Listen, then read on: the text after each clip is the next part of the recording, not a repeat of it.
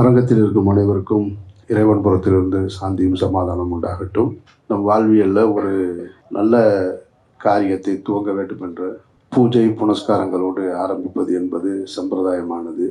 அந்த சம்பிரதாயங்களையும் தாண்டி ஆத்மார்த்தமான உள்ளங்களுடைய வாழ்த்துக்கள் தான் எப்பொழுதுமே சிறப்பானது. கண்ணனுடைய இந்த இவன் சந்திரன் 2ஆம் பாகத்தின் துவக்க விழா. எனக்கு இந்த நிகழ்ச்சியில் நிற்கும்போது எனக்கு மௌனம் பேசியதோட பூஜை நினைவுக்கு வருது. நான் பிறந்து வளர்ந்த சமூகத்தில் பூஜை புனஸ்காரங்களுக்கு பழக்கம் இல்லை. ஆனால் சின்ன வயசுலேருந்து நண்பர்களுடைய வீடுகளில் எல்லா பூஜை புனஸ்காரங்கள்லையும் கலந்துருக்கேன். என்னுடைய நண்பர்கள் வெகுவாரியாக மதுரை மீனாட்சி அம்மன் கோயிலை சுற்றி இருக்கக்கூடிய நண்பர்களாக இருக்கிறனால எனக்கு கூடுதலாக அங்கே இருக்கக்கூடிய இங்கே மந்திரம் ஓதிய ஐயர் அவர்களுக்கு தெரியும் நினைக்கிறேன். நான் சுவாமிகளுக்கு அங்கே கீழப்பட்ட மார்த்தரு மேலப்பட்ட மார்த்தருன்னு தெருக்களே இருக்கும் கோயிலுக்கு பக்கத்தில். அதுதான் என்னுடைய நண்பர்கள், என்னுடைய வீடு, எல்லா நண்பர்களுடைய உறவு எல்லாமே இருக்கிற இடம். அவர்களும் அதிகமாக வசிக்கிற இடம். அவர்களும் எனக்கு அதிகமான நண்பர்களாக இருந்திருக்காங்க. என் வீட்டுக்கு கீழே எப்பொழுதுமே ஐயப்பன் மலைக்கு போகிறதற்கான பூஜை வருஷம் நடக்கும்.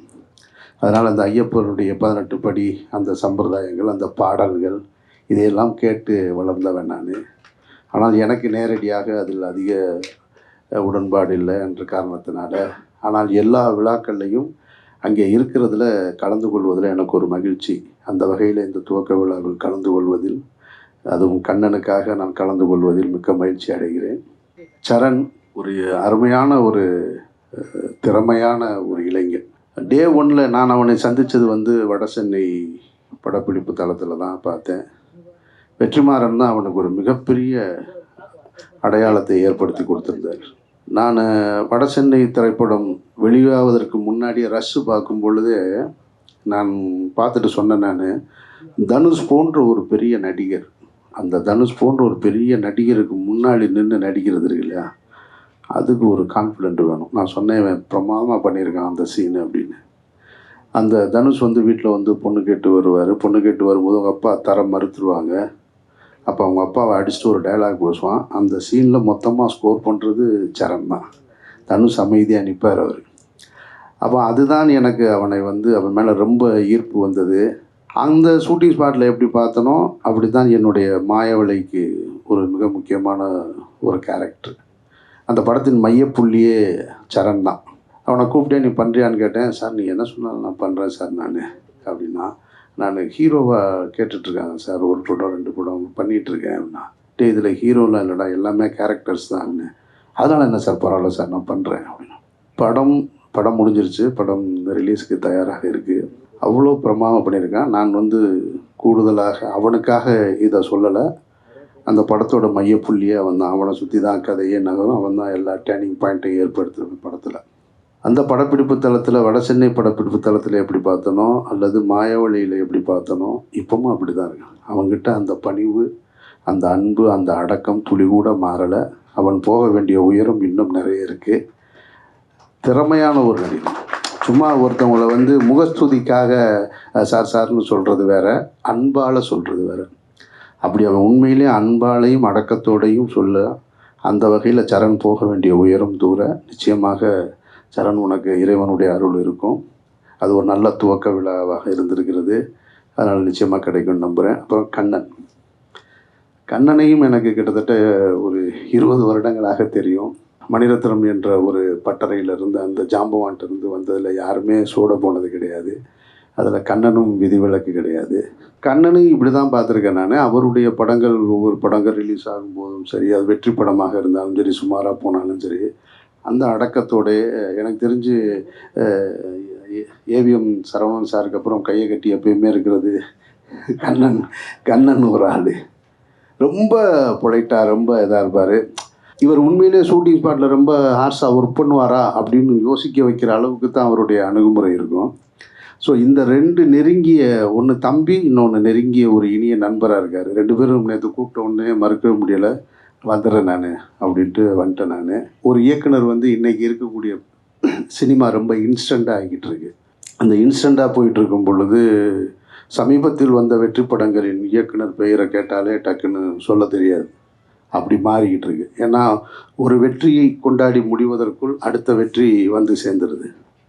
ஒரு வெற்றியை நம்ம என்ஜாய் பண்ணிக்கிட்டு இருந்தோம்னா ஒரு 2 வீக்ஸ் தான் அதுக்கு அடுத்து இன்னொரு வெற்றி வந்துடுது. மகாராஜாவின் வெற்றி நம்ம முழுவதுமாக வாங்குறதுக்குள்ளே கல்கி முழுவதுமாக ரசித்து முடிக்கிறதுக்குள்ளே இந்தியன் 2. இப்படி ஒன்று மேலே ஒன்று ஓடிக்கிட்டு இருக்கும் பொழுது 20 ஆண்டு காலம் 25 ஆண்டு காலம் இந்த துறையில் இருக்கிறது பாரதிராஜா சார், பாலச்சந்தர் சார், பாலுமேந்திரா காலகட்டத்தில் இருந்தது போல் இல்லை. இப்போது அவங்களுக்கெல்லாம் நீண்ட நெடிய பயணம் இருந்தது. இன்றைக்கி ரொம்ப ஷார்ட் டேமாக இருக்குது. அதில் ஒரு இயக்குனர் மீண்டும் மீண்டும் தன்னை நிரூபிச்சுக்கிட்டு இருக்கிறது, அவர்களுக்கான வாய்ப்பு கிடைக்கிறது அப்படின்றதெல்லாம் திறமை இருக்கணும், அணுகுமுறை இருக்கணும். அதை தாண்டி மக்களிடத்துல ரசனையை புரிஞ்சுக்கணும். அது இருந்தால் தான் சஸ்டெயின் ஆக முடியும், இல்லைன்னா சஸ்டெயின் ஆக முடியாது. அந்த அடிப்படையில் இன்றைக்கி வந்து ஒரு பார்ட் 2 எடுத்துகிட்டு வந்து கண்ணன் நிற்கிறாரு. நிச்சயமாக அது கேட்கவே வேணாம், ரொம்ப ப்ராமிசிங்காக இருக்குது. அந்த டிசைன் பார்க்கும்போது அண்ணன் தம்பிராமையா அண்ணன், அந்த பக்கம் கிங்ஸ்லி. தம்பிராமையா அண்ணனை வந்து நான் எனக்கு தொடக்க காலகட்டத்தில் பழக்கம் இல்லை, சமீப காலத்தில் தான் அதிக பழக்கம். ஆனால் தூரத்தில் இருந்தே நமக்கு பழகலைனாலும் ஒருத்தரை பிடிக்கும் இல்லையா, அதுபோல் அவரை எனக்கு பிடிக்கும், அவருக்கு என்ன பிடிக்கும். கும்கி படமாக இருக்கட்டும், வினோதய சித்தம் படம் பார்த்துட்டு நான் இப்படி ஒருத்தர் அந்த கேரக்டருக்கு வந்து ரீப்ளேஸ்மெண்ட்டே இல்லை. வினோதய சித்தம் படத்தில் தம்பிராமையா என்ன பண்ணினேன், பேர் தம்பி, ஆனால் அண்ணன் தான் கூப்பிட்டாங்க. நம்ம அதுக்காக தம்பி சொல்ல முடியாது, ரீப்ளேஸ்மெண்ட்டே கிடையாது. அவ்வளோ பிரமாதமாக பண்ணியிருக்காரு. இப்போது இன்றைக்கி காலையில் கூட இந்தியன் பார்த்துட்டு வந்தேன் நான். அவ்வளவு ஜாம்பவான்களுக்கு நடுவில் அவர் நிற்கிறார். அவருடைய கேரக்டரு தனி ஒருவனில் பக்கத்தில் வந்து அரவிந்த் சாமி பக்கத்தில் இருந்து அவரை ஓவர் கம் பண்ணுவார். அவருடைய பர்ஃபார்மன்ஸில் எங்கேயுமே ஒரு புள்ளி கூட சொல்ல முடியாத அளவுக்கு அண்ணனுடைய நடிப்பு இருக்கும். அதே போல் கிங்ஸ்லி அவருடைய நான் படம் பார்த்து நெல்சனுடைய 2 படங்கள்லையும் பார்த்து இந்த அப்படி சொல்லுவார், ஒரு கையை வச்சுக்கிட்டு, ஓ இப்படி வர்றியா அப்படிப்பார் கையை வச்சு. உன்னை கூப்பிட்றாரு, ஏதோ விட்டுட்டு போயிட்டியாம்னா ஆஃபீஸர் கூப்பிட்றாருன்னு சொல்லிட்டு ரொம்ப ஷார்ட் பீரியடில் வந்து மக்களை வந்து சிரிக்க வைக்கிற அந்த ஒரு வித்தையை வந்து கிங்ஸ்லி கிட்ட இருக்குது. அப்போது எல்லாமே திறமையான 3 ஆட்கள் அந்த விளம்பரத்தில் இருக்காங்க. ஒரு ப்ராமிசிங்கான டைரக்டர் இருக்கார்.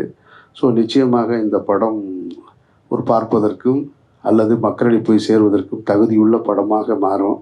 அந்த வகையில் இந்த துவக்க விழாவை வந்து ஒரு நல்ல பூஜையோடு தொடங்கிய எல்லோருக்கும், ஆத்மார்த்தமாக வாழ்த்து வந்த எல்லோருக்கும் என்னுடைய நன்றியை தெரிவிச்சுக்கிறேன். என்னையும் இந்த விழாவில் கலந்து கொள்ள அழைத்ததற்கு நன்றியை தெரிவிச்சுக்கிறேன். கண்ணனுடைய வெற்றிக்கும் சரணுடைய வெற்றிக்கும் எல்லோருடைய வெற்றிக்கும் என்னுடைய வாழ்த்துக்களும் பிரார்த்தனைகளும். நன்றி. ஊடக சகோதர சகோதரிகளுக்கு முதல் வணக்கம். உழவன் ஃபவுண்டேஷன் என்ற ஒரு அமைப்பை நிறுவி இன்று தமிழ்நாடு முழுக்க இருக்கக்கூடிய இந்த விவசாயத்தை முன்னெடுத்து அடுத்த தலைமுறை பிள்ளைகளுக்கு அது அறிவு சார்ந்த கருத்துக்களை கொண்டு சேர்த்து கொண்டிருக்கக்கூடிய தம்பி கார்த்தி இந்த சமுதாயத்திற்கு ஒரே படத்தின் மூலமாக ஒரு சகாப்தத்தை உருவாக்கி கொடுத்த இறைவனின் செல்லப்பிள்ளை, அன்பு சகோதரர், நல்ல ஆத்மாவுக்கு சொந்தக்காரர் தம்பி அமீர் அவர்கள் இங்கே வந்து நினைத்து பெரும் மகிழ்ச்சி கொள்கிறேன். காரணம், என் மகன் உமாபதியினுடைய உடன் பிறந்த தம்பி போல தம்பி சரண் ஒரு மாய வட சென்னை, ஒரு மாயவளை. இந்த மாயவளை ரிலீஸுக்கு முன்னாலே தான் வார்த்தெடுக்கக்கூடிய அந்த குழந்தை அடுத்த கட்டத்துக்கு நகர்த்தி கொடுக்கட்டும், மிகப்பெரிய ஒரு பின்புலம் கிடையாது.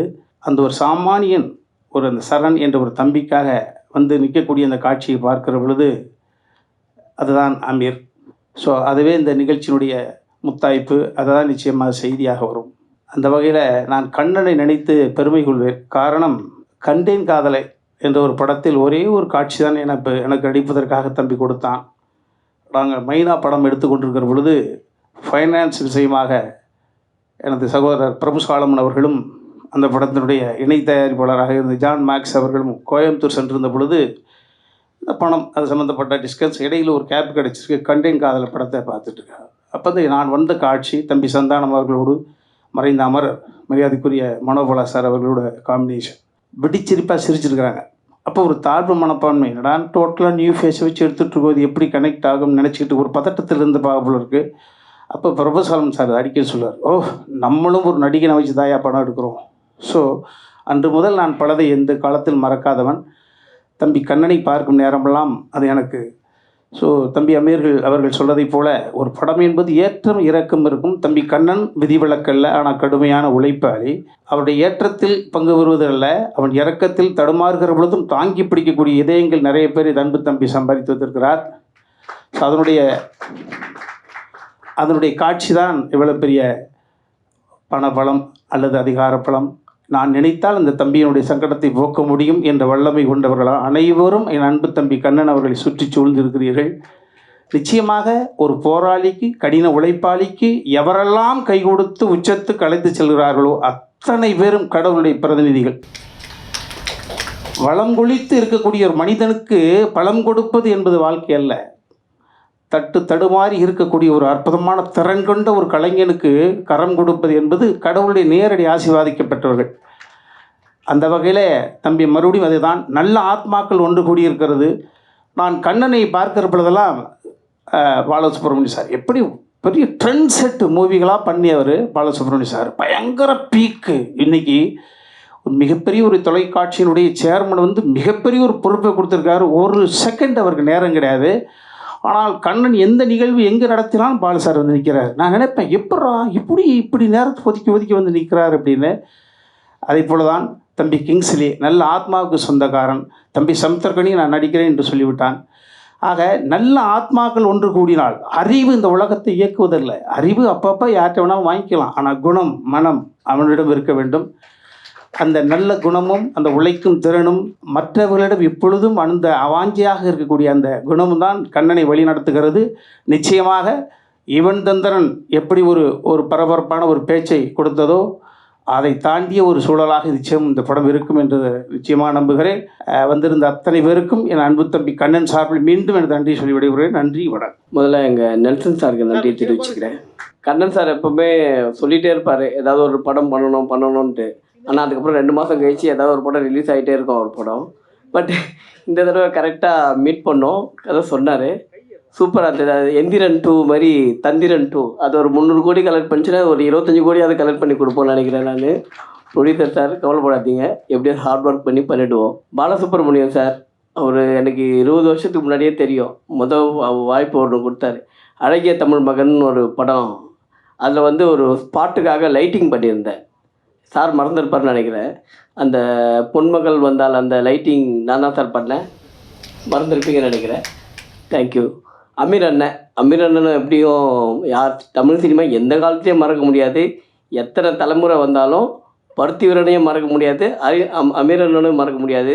ஆனால் அது ஒரு புக்குன்னு காலம் ஃபுல்லாக அதை படிச்சுட்டு தான் சினிமா எடுக்க முடியும். தம்பிராமா அண்ணன் எனக்கு ரொம்ப வருஷமாக பழக்கம். எல்லாருக்கும் நன்றியை தெரிவிச்சுக்கிறேன். சரண் எங்கள் ஹீரோ. நாங்கள் ஏற்கனவே நெட்ரிக்கன் ஒரு படத்தில் ஒர்க் பண்ணோம். பட் ஆனால் டைலாக் இல்லை. இந்த படத்தில் 2 பேருக்கும் இருக்கும்னு நினைக்கிறேன். டைலாக்லாம் இருக்குல்லக்கா? ஓகே. கண்டிப்பாக கொஞ்சம் ஹார்ட் ஒர்க் பண்ணி இந்த படத்தை ஜெயிச்சு கொடுத்துருவோம் கண்டிப்பாக. தேங்க்யூ சார், நன்றி.